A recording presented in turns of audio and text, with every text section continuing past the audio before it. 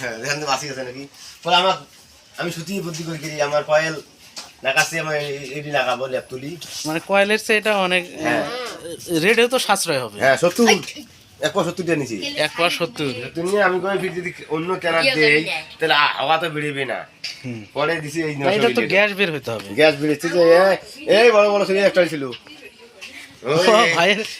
ভাইয়ের টেকনিকটা ভিডিও করে নিতেছি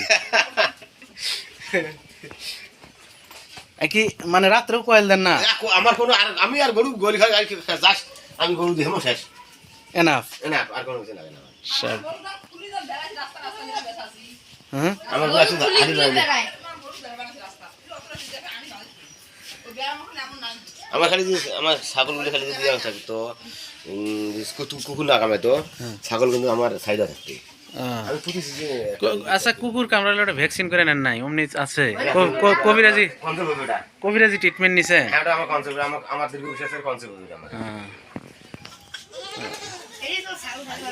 এই যে সারা আজকে দিন এগুলো টেকনিক মনে করেন যে মানুষকে দেওয়া উচিত, তো মানুষ রেটও মানে সাশ্রয় পাবে আর ঝামেলাও কম।